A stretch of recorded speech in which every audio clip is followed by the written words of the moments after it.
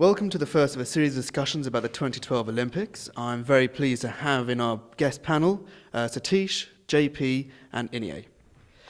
The first question for today's debate. The current bill for the London Olympics is £10 billion. Is it right that this vast amount of money is to be spent on what is essentially a vanity product? Inye. Well, money, that is the big question. But each successive Olympics has cost more than the other, and I think you'll be fair to say that each one has been better than the last one. So the Beijing Olympics, which just passed, was immensely good and just amazing, and I think that the money spent on the London Olympics will be well spent, and regardless of the cost, we should spend whatever we can to become the next great Olympic city. Satish, what do you think about that comment? Do you know, I couldn't disagree more. You've got your facts completely about face. The Chinese Olympics is going to show that to put on a decent Olympics in the modern era, you've got to spend something in excess of £200 billion. So what we're putting in by way of 10 simply doesn't answer. The question is even 10 billion worth it? The Greeks spent a lot less than 10 billion. Look at what they ended up with.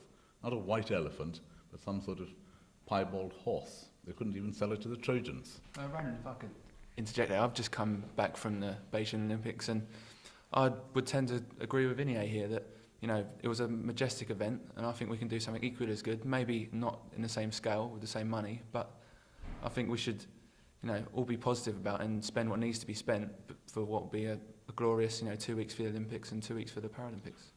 So how do you envision the actual Olympics to be if it's not to be a Chinese spectacular, Inye?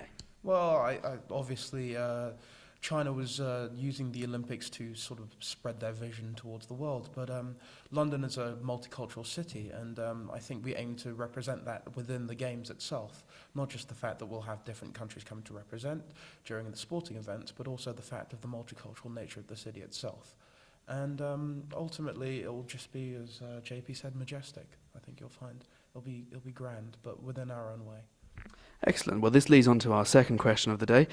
Currently, most of the money for the Olympics will be raised from taxing Londoners. Is this fair for something which will ultimately benefit the nation as a whole? Satish? Bluntly, no. This should either follow general taxation or should be paid for entirely by commercial means. I mean, after all, the sponsors are the ones who are going to get the main benefit out of it. They'll end up selling us a lot more Coca-Cola and that vanishing cream.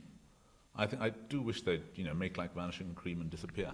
I see. JP, what do you have on that kind of controversial stance? Well, I must say I do tend to side with Satish on this matter, and I am concerned about where the money is coming from and who should be paying for this. I mean, as Satish says, the commercial aspects are great, and all the corporate tickets that will be available, I'm sure, at the time, are the people who are paying for it going to be the people who get into the events and see the spectacular events happening? Inye? Well, the Olympics was sort of created with the sort of Corinthian spirit, and the original competitors were all amateurs, and unfortunately, as much as I would like to, the country is grateful for commercial input in the Olympics, we find that having the Coca-Cola sponsored 100 meters would be completely preposterous, and we'll continue to do our best to find the money, and if we have to tax around the nation, so be it. We'll find that this will be not just an event for the City of London, but for the whole nation.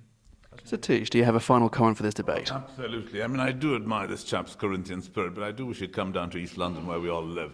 These chaps wouldn't have us at the Olympic events if, it mattered. They wouldn't brush us off the bottom of their shoes, let alone, allow us tickets. The last time we had something like this, a complete failure, was the blasted tent, the dome. Remember what happened to that? I think you'll find the dome is absolutely beautiful, and right now we are making great strides.